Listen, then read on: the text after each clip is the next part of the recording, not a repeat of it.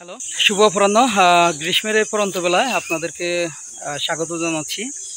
তো কিছুদিন আগে যখন বাংলাদেশে হিট অ্যালার্ট জারি হয়েছিল, সবাই বৃক্ষরোপণের কথা বলতেছিল। আসলে বাস্তবিক পক্ষে এখন কিন্তু বৃক্ষরোপণের উপযুক্ত সময়। কে কতটুকু রোপণ করতেছে জান না, বা যারা ফেসবুকে বৃক্ষরোপণের যে একটা ঝড় তুলেছে তারাও রোপণ করতেছে কিনা জান না। আমি এখন ঠিক যে জায়গাটাতে দাঁড়িয়ে আছি সেটা হচ্ছে আমাদের দিঘির পাড় বলা হয় এটাতে।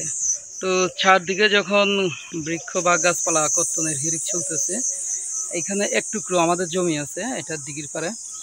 তো এই জমিটাতে আসলে আমাদের বাড়ি থেকে এই জমিটা একটু দূরে। এটা শুধু আমি এ বছরের জন্য না, আমি বিগত বেশ কয়েক বছর যাবৎ চিন্তা করতেছি। যেমন আমরা one day will live the world, একদিন আমরা পৃথিবী ছেড়ে চলে যাব। বাট আমার কাছে মনে হয়েছিল, তখনই মনে হয়েছিল যে পৃথিবী আমাদেরকে অনেক কিছু দিচ্ছে না, পৃথিবী আমাদেরকে অনেক কিছু দিচ্ছে, মানে এটার কোনো ঋণ পরিশোধ করার মতো কোনো কিছু নাই।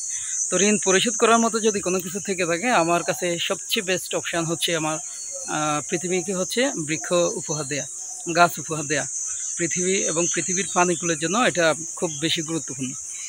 এখান থেকে বাড়ি অনেকটা দূরে, অর্থাৎ এখানে যদি কোনো ফল গাছ রোপণ করি, কিন্তু আমি সে ফল খাবো বলে আশা করতে পারি না, এবং আমার পরিবারের কেউ সে ফল খাবে বলে আশা করতে পারি না, কারণ এখান থেকে অনেকটা দূরে। কিন্তু তারপরেও গত 2 বছর আগে দেখেন, আমি এখানে কাঁঠালের চারা রোপণ করেছি। তারপরে ওই যে উপরের দিকে আমের চারা, এটা গত 2-3 বছর আগে মোটামুটি বড় হয়েছে। আর একটা গাছ যেটা আপনাদেরকে দেখাচ্ছি, এটাকে বলা হয় যে শ্যামলিশ কাঁঠাল। এই চারাটা শ্যামলিশ কাঁঠাল আমরা স্থানীয় ভাষা যেটাকে বলি। এখানে অনেকগুলো আবার জামের চারা রোপণ করা হয়েছে ওই দিকটাতে। আমি আবার এই যে কাঁঠালের চারা, যেহেতু খেতে পারবো না তাহলে কেন রোপণ করেছি? হ্যাঁ, কারণ আমার একটাই টেন্ডেন্সি ছিল যে যদি আমি এই গাছগুলো রোপণ করি, আমি যদি নাও খেতে পারি, এখানে অনেক পশু পাখি খাবে। আসলে পশু পাখিদের তো আর মানে দেওয়ার মতো কেউ থাকে না।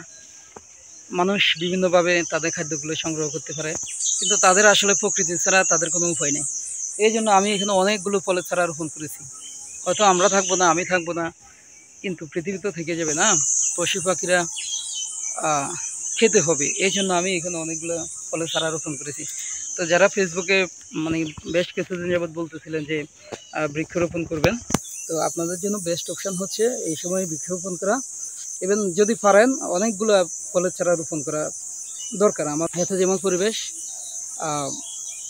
প্রচুর পরিমাণ অক্সিজেন পাবে, তেমনি পরিবেশের যে প্রাণীকুল ওরাও মোটামুটি খেয়ে পরে বেঁচে থাকতে পারবে। তো সবাইকে এই মেসেজটুকু দেওয়া ছিল যে আপনারা যদিও গাছ রোপণ করেন, সেক্ষেত্রে কাঠ গাছের সাথে সাথে অনেকগুলো ফলজ বৃক্ষের চারা রোপণ করতে পারেন। ধন্যবাদ সবাইকে।